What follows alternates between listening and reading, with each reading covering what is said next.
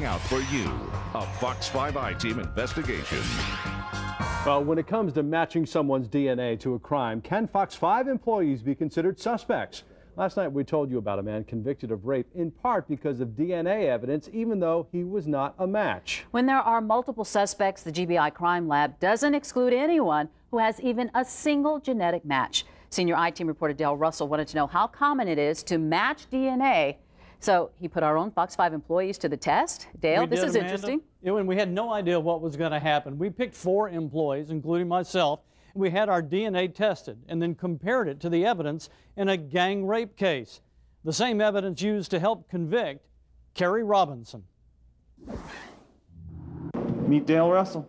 Kerry Robinson didn't testify at his trial, but he agreed to talk to us about a 2002 conviction for rape. If you sat down in that witness chair and looked the jury in the eye, what would you tell them?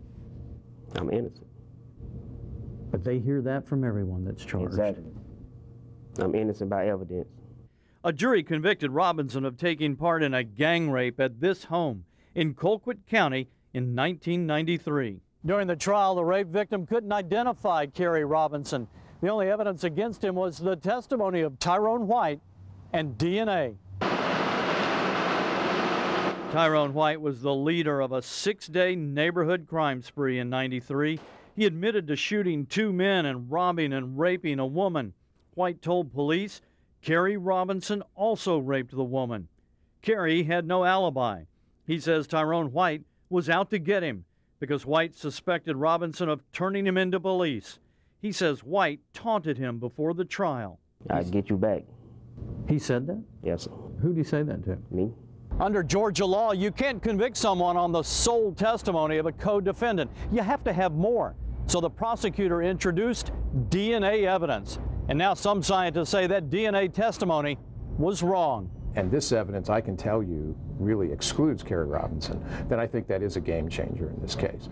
The GBI concluded Tyrone White's DNA was a match because 23 out of 24 of his genetic markers, called alleles, matched the evidence from the rape. But Kerry Robinson had only 2 alleles that were identical. That's far from a match, but according to GBI protocol, that's enough to tell a jury he can't be excluded as a suspect. I think there was a mistake made here. A Connecticut Crime Lab scientist agreed.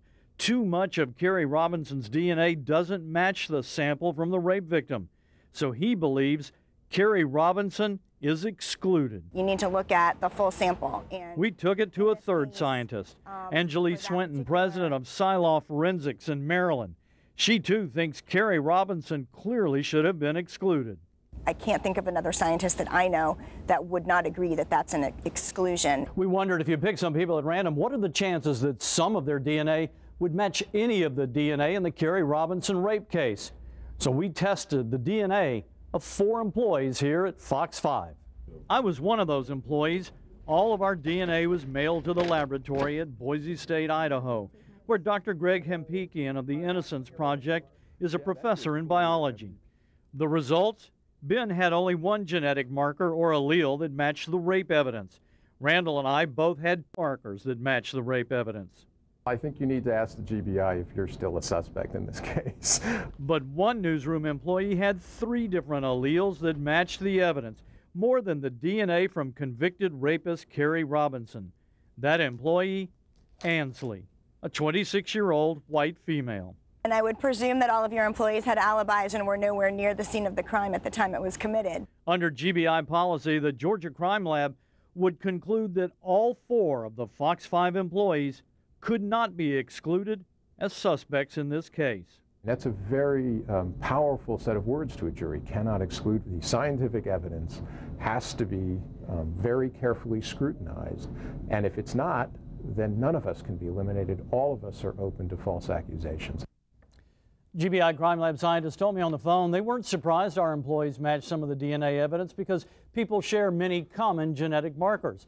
They say if they see data, then they have to report the data and they won't exclude anyone who matches up.